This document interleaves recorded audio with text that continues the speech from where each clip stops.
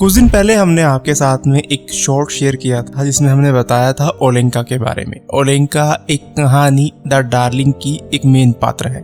तो चलिए आज हम स्टोरी शॉर्ट्स पर उसी कहानी को थोड़ा सा एलेबोरेट करते हुए सुनाएंगे। ये कहानी लिखी थी एंटोन चेखोव ने। कहानी कुछ इस तरह से शुरू होती है कि ओलेंका अपने घर के पिछले दरवाजे पर बैठी थी। वैसे तो वहाँ पर मक्खी मच्छर उसे बहुत परेशान कर रहे थे, फिर भी वो ये सोचकर बहुत खुश थी कि जल्दी ही शाम होने वाली है। एक लड़का कुकीन जिसका नाम था, जो ओलेंका के मकान में ही एक किराए के कमरे में रहता था, वो बाहर की तरफ खड़ा होकर आसमान की तरफ देखे जा रहा था। वो ट्रिवोली नाम की थिएटर कंपनी में एज ए मैनेजर काम करता था। आसमान की तरफ देखकर जब उसे लगता है कि बारिश होने वाली है तो परेशान होकर कहता है कि रोज रोज ये पानी। दरअसल उसे बारिश पसंद नहीं थी और खुद में ही कहता है कि रोज कंपनी का इस वजह से भारी नुकसान होता है। फिर ओलेंका की तरफ मुड़कर बोला कि उसकी लाइफ कितनी बुरी है, बिना खाए पिए मेहनत करता है ताकि थिएटर के किसी भी प्ले में कोई कमी न रह जाए, और ऊपर से बारिश। इस बारिश की वजह से रोज शाम को मौसम ऐसा हो जाता है कि लोग प्ले देखने के लिए आते ही नहीं, कुछ भी नहीं मिलता। एक्टर्स को देने के लिए पैसा कहाँ से लाऊं, कुछ भी समझ में नहीं आता। दूसरे दिन फिर उसी टाइम पे फिर से आसमान में बादल इकट्ठा होने लगे। कुकीन फिर से हंसकर बोला, अरे भाई अब जाने भी दो। फिर वो अपने भाग्य को कोसता है, अगर सारे एक्टर्स मिलकर उसके ऊपर कोई केस चला दे तो कितना अच्छा हो, ऐसा बोलकर वो खुद पर ही हंसने लगता है। तीसरे दिन फिर वही पानी, फिर से बारिश होती है और बेचारा कुकिन फिर से परेशान होकर दुखी होता है। ओलेंका चुपचाप कुकिन की बातें बहुत ध्यान से सुनती है। कभी कभी उसकी आंखों से आंसू भी निकल पड़ते थे। ओलेंका को कुकिन से बहुत सिंपैथी थी। कुकिन एक छोटा पेल लंबे बालों वाला इंसान था। उसके बाल हमेशा बिखरे रहते थे और वो हमेशा उदास रहता था। उसकी आवाज बहुत थीन थी पर तेज थी। ओलेंका सबको प्यार करने वाली थी, अपने बीमार फादर को, अपनी आंटी को और अब कुकिन को भी। अक्सर औरतें बात करते करते उसे डार्लिंग कहकर बोलती थी। उसका ये मकान जो उसकी पैटर्नल प्रॉपर्टी थी, जिसमें वो बचपन से ही रह रही थी, ट्रिबोली नाम की वो थिएटर कंपनी के पास जिप्सी रोड पर ही था। वो सुबह से शाम तक ट्रिबोली के ही गाने सुना करती थी, यहाँ तक कि वहाँ पर वो कुकिन का गुस्से में चिल्लाना भी सुन सकती थी। ये सुनकर वो बहुत परेशान हो जाती और रात भर सो भी नहीं सकती थी। जब देर रात कुकिन घर लौटता तो वो मुस्कुराकर उसका वेलकम करती और उसका दिल खुश करने की कोशिश करती। एंड में उनकी शादी हो गई, दोनों खुश थे। पर ठीक शादी के दिन शाम को जोरों से बारिश हुई और कुकिन का चेहरा फिर से उदास हो गया। उनका टाइम अच्छे से निकल रहा था, कंपनी का हिसाब रखना, थिएटर के इन्वेस्टिगेशन करना, सैलरीज देना अब ओलेंका का काम था। अब जब भी वो अपनी फ्रेंड से मिलती तो हमेशा थिएटर की ही डिस्कशन करती। वो कहा करती कि थिएटर की दुनिया उसके सबसे मेन काम में से है और उसको ट्रू एजुकेशन थिएटर के अलावा और कहीं से नहीं मिल सकती।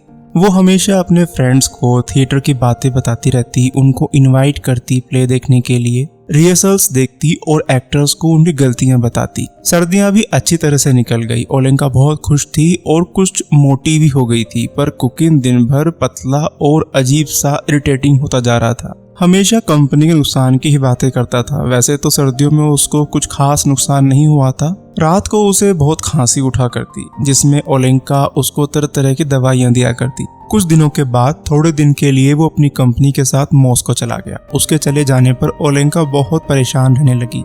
खिड़की पर बैठकर रात भर आसमान की ओर देखती रहती। कुकिन ने लिखा कि किसी वजह से वो ईस्टर फेस्टिवल के पहले घर नहीं आ सकेगा। उसकी चिट्ठियां बस ट्रिबोली के न्यूज से भरी रहती। ईस्टर के मंडे के पहले एक दिन रात को ना जाने किसने दरवाजा नॉक किया। कुक ने गिरते पड़ते दरवाजा खोला। बाहर से आवाज आई कि टेलीग्राम है, जल्दी दरवाजा खोलो, किसी ने बड़े हार्श वॉइस में कहा। ओलेंका को पहले भी टेलीग्राम मिल चुका था, पर ना जाने क्यों इस बार उसको कुछ गलत होने का अंदाजा लगा। कांपते हुए हाथों से उसने टेलीग्राम को खोला। कुकिन की आज अचानक डेथ हो गई। उसमें लिखा हुआ था, फाइनल क्रिमेशन ट्यूसडे को है। बस तार में यही खबर थी। तार पर ओपेरा कंपनी के मैनेजर का साइन था। ओलेंका फूट फूट कर रोने लगी। कुकिन को मॉस्को में ट्यूसडे को दफनाया गया। वेंसडे को ओलेंका घर वापस आ गई। आते ही वो पलंग पर गिर पड़ी और जोर जोर से रोने लगी कि सड़क पर चलने वाले तक उसका रोना सुन सकते थे। उसके पड़ोसी उसके घर के सामने से निकलते तो कहते कि डार्लिंग कितना रो रही है। 3 महीने बाद एक दिन ओलेंका कहीं जा रही थी। उसके पास से ही एक आदमी और जा रहा था जो टिम्बर के काम में मैनेजर था। देखने से वो अमीर लगता था। उसका नाम वेसिली था। ओलेंका बड़े दुख की बात है, वो धीरे धीरे कह रहा था, अगर कोई मर जाए तो भगवान की इच्छा समझकर चुप रह जाना चाहिए। फिर वो ओलेंका को बाय कहता है और वहां से चला जाता है। उसके बाद से ओलेंका हमेशा उसी को सोचने लगी। एक दिन वेसिली की एक रिलेटिव ओलेंका से मिलने आई। ओलेंका ने उसकी बड़ी खातिरदारी की। उस बुढ़िया ने वेसिली की तारीफ में ही सारा टाइम निकाल दिया। उसके बाद एक दिन वेसिली खुद भी ओलेंका से मिलने आया। वो बस 10 मिनट तक रुका, पर इस 10 मिनट की बातचीत ने ओलेंका पर बहुत इम्पैक्ट डाला। कुछ दिनों बाद उस बुढ़िया की एडवाइस से दोनों ने शादी कर ली। लंच तक वेसिली अपने टिम्बर के काम में रहता, फिर बाहर चला जाता। उसके जाने के बाद ओलेंका उसकी जगह ले लेती। कारखाने का हिसाब रखना, नौकरों को सैलरी बांटना अब उसी का काम था। अब वो अपनी फ्रेंड से टिम्बर के बिजनेस और कंपनी के बारे में ही बातें किया करती। लकड़ी का प्राइस बढ़ रहा है या घट रहा है, वो सारी बातें अपने फ्रेंड से करती। बताती कि पहले वो और वेसिली जंगल से लकड़ी मंगा लेते थे, पर अब बेचारे वेसिली को हर साल मालगेव सिटी जाना पड़ता है। अब ओलेंका के लिए सबसे मेन चीज जो थी वो थी लकड़ी और उससे रिलेटेड बातें। वेसिली की पर्सनैलिटी में एक और बात थी, उसे थिएटर से, प्ले से नफरत थी। वो किसी प्ले में नहीं जाता था, तो ओलेंका ने भी जाना छोड़ दिया। जब उसकी फ्रेंड्स ने पूछा कि तुम घर से बाहर क्यों नहीं निकलती, थिएटर क्यों नहीं देखती, तो वो प्राउडली कहती कि मुझे और वेसिली को थिएटर में टाइम खराब करना पसंद नहीं। थिएटर जाना बिल्कुल बेवकूफी भरा काम है। एक दिन ओलेंका और वेसिली चर्च से लौट रहे थे। ओलेंका ने कहा, भगवान का बहुत बहुत थैंक यू, हम लोगों को ठीक समय से मिलाया और हमारा टाइम अच्छे से कट रहा है। भगवान से यही प्रे है कि सब मेरी और वेसिली की तरह सुख से रहें। जब एक दिन वेसिली लकड़ी खरीदने मालगेव चला गया तो वो पागल सी हो गई। रोते रोते उसने सारी रात बिता दी। दिन भर पागल सी रहती। कभी कभी स्मिर्नोव, जो उसी के मकान में किराए के कमरे में रहता था, उससे मिलने जाया करता था। वो वेटनरी डॉक्टर था। वो ओलेंका को अपनी लाइफ के इंसिडेंट सुनाया करता था, ताश खेलता था। उसकी शादी हो चुकी थी और एक उसके बेटा भी था, पर अब उसने अपनी वाइफ को छोड़ दिया था और अपने बेटे के लिए 40 रुपीज हर महीने भेजता था। वो कहा करता था कि उसकी वाइफ बड़ी चीटर थी, इसीलिए उसे अलग होना पड़ा। ओलेंका को उससे सिंपैथी थी। बोलती थी कि भगवान तुम्हें खुश रखे। ओलेंका वापस जाते हुए कहा करती थी, तुमने बहुत दुख उठाए हैं, मेरा टाइम भी कट गया, किन वर्ड्स में तुम्हें थैंक यू बोलूं। जब स्मिर्नोव चला जाता तो वो और परेशान हो जाती। फिर रात भर यही सोचती रहती कि किसी तरह से स्मिर्नोव और उसकी वाइफ को फिर से मिला दे। वेसिली के वापस आने पर एक दिन ओलेंका ने उसे स्मिर्नोव की पूरी कहानी सुनाई। 6 इयर्स तक ओलेंका और वेसिली का टाइम बड़े आराम से निकला। एक दिन सर्दियों में वेसिली किसी जरूरी काम से कम कपड़े पहनकर ही बाहर चला गया। लौट कर आया तो उसे सर्दी हो गई। अब वो बहुत ज्यादा बीमार हो गया। उसको सिटी के सबसे अच्छे डॉक्टर से भी ट्रीटमेंट दिलवाया गया, पर 4 महीने की लंबी बीमारी के बाद एक दिन उसकी डेथ हो गई। ओलेंका फिर से विडो हो गई। बेचारी ओलेंका दिन रात रोती रहती थी। वो बस ब्लैक कपड़े ही पहनती और चर्च के सिवाय कहीं भी नहीं जाती। वो एक मॉन्क की तरह अपना टाइम निकाल रही थी। वेसिली के डेथ के 6 मंथ तक उसने ब्लैक कपड़े ही पहने। अब रोज सवेरे वो अपने कुक के साथ बाजार जाती। घर में अक्सर वो स्मिर्नोव के साथ बैठकर चाय पीती और बातें करती थी।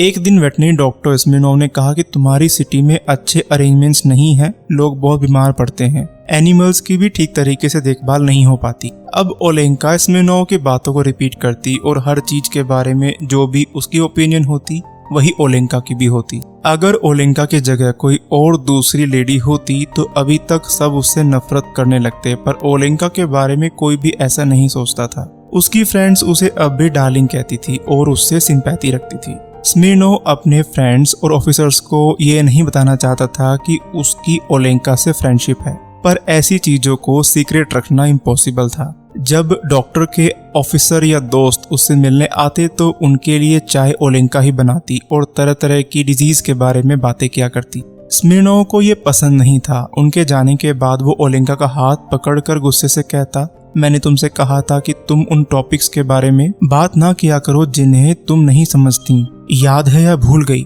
जब हम लोग बात करते हैं तो तुम बीच में क्यों बोलती हो? मैं ये नहीं सह सकता। क्या तुम अपनी जुबान को कंट्रोल नहीं कर सकती? ओलेंका डर कर उसकी ओर देखती और दुखी होकर पूछती, फिर मैं किसके बारे में बातें किया करूं स्मिर्नोव?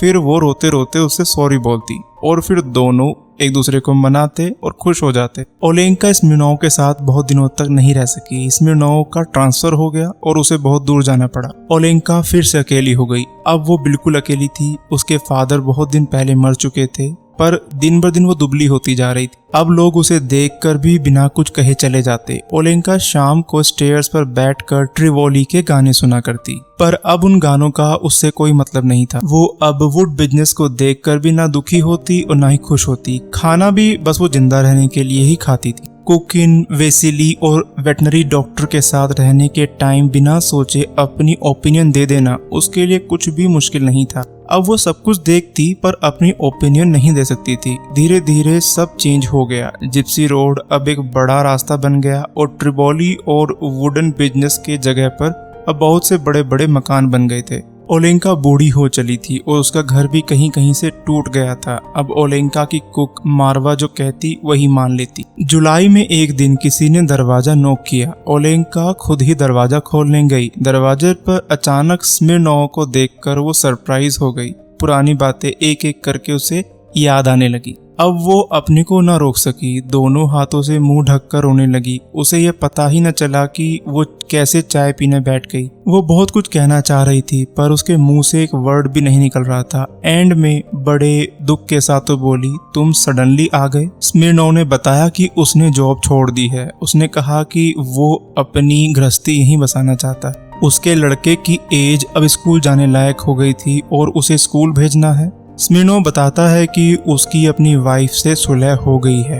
तब वो कहाँ है? ओलेंका ने पूछा। स्मिर्नोव ने बताया कि वो और उसका बेटा दोनों होटल में हैं और अभी उसे घर ढूंढना है। तब ओलेंका कहती है कि हे भगवान, तुम इतनी प्रॉब्लम में क्यों पड़ोगे? तुम मेरा घर क्यों नहीं ले लेते? क्या तुम्हें मेरा घर पसंद नहीं? फिर कहती है, अरे डरो नहीं, मैं तुमसे किराया भी नहीं लूंगी। मेरे लिए एक कॉर्नर ही काफी होगा, बाकी सब तुम रख लो। कहते कहते फिर वो रो पड़ी। दूसरे दिन सुबह ही उठकर ओलेंका ने घर की साफ सफाई शुरू कर दी। घर को पेंट कराया। ओलेंका बड़े चाव से चारों ओर घूम घूम कर देख रही थी। थोड़ी देर में स्मिर्नोव, उसकी वाइफ और उसका बेटा आ गए। स्मिर्नोव का बेटा बहुत बातूनी और शैतान था। उसका नाम शाशा था। ओलेंका को शाशा बहुत पसंद आया। उसने उसे अपने हाथ से चाय पिलाई और फिर घुमाने ले गई। शाम को शाशा अपना लेसन याद करने बैठा। ओलेंका भी उसके पास जाकर बैठ गई और धीरे से बोली, बेटा तुम बड़े होशियार हो, बहुत सुंदर हो।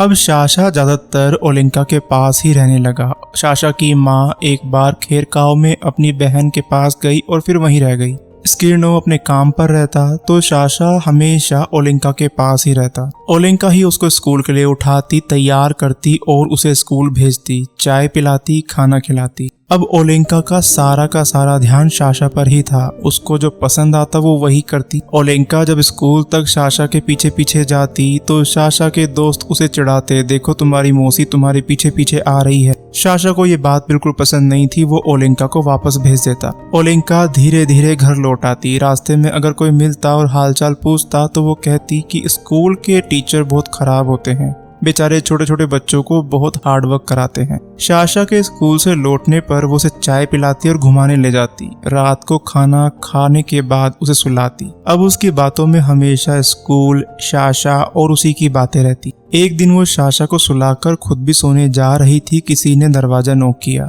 ओलेंका अब टेलीग्राम से बहुत डरने लगी थी क्योंकि इसी तरह रात को कुकिन के डेथ की न्यूज मिली थी। इतने ही में उसने सुना, टेलीग्राम है, दरवाजा खोलो। उसने कांपते हुए हाथों से टेलीग्राम पर साइन किया। तार खेरकोव से आया था। ओलेंका ने पढ़ा, शाशा की माँ चाहती है कि शाशा उसके पास खेरकोव चला आए। कहानी यहीं पर खत्म होती है, पर आपको इस कहानी से बहुत कुछ सीखने को मिल सकता है। आपने देखा कि किस तरह से ओलेंका अपने इमोशंस के लिए दूसरों पर डिपेंड है। दूसरे जैसा कहते हैं, जैसा पसंद करते हैं, नापसंद करते हैं, ओलेंका भी वैसा ही करने लगती है। इस कहानी में एक सीक्रेट मैसेज ये है कि हमें अपने हिसाब से चलना चाहिए। हमें अपनी पसंद नापसंद पता होनी चाहिए, नहीं तो दूसरों की पसंद नापसंद से चलने पर एक दिन हम अकेले हो जाएंगे, जैसे ओलेंका हो गई थी जब सब लोग उसे छोड़कर चले गए। हमारा अपना अस्तित्व दूसरों के अस्तित्व से बढ़कर होना चाहिए। सुनने में ये थोड़ा सा लग सकता है कि हम स्वार्थी बनने को कह रहे हैं, लेकिन ऐसा नहीं है। खुद के लिए जीना कोई बुरी बात नहीं है। हम ये नहीं कह रहे कि दूसरों के लिए आप ना जिए, लेकिन खुद को भी ध्यान में रखें। यहाँ पर स्टोरी शॉर्ट की ये कहानी कंप्लीट होती है। हम फिर से लेकर आएंगे एक और कहानी। स्टोरी शॉर्ट पर आपको छोटी कहानियां सुनने को मिलेंगी। अगर आपको लॉन्ग बुक समरी सुननी है तो आप हमारे main channel stories Hindi podcast को सब्सक्राइब कर सकते हैं। लिंक डिस्क्रिप्शन में दिया हुआ है। Please visit and subscribe the channel. फिर मिलते हैं एक नई कहानी के साथ। तब तक के लिए नमस्कार।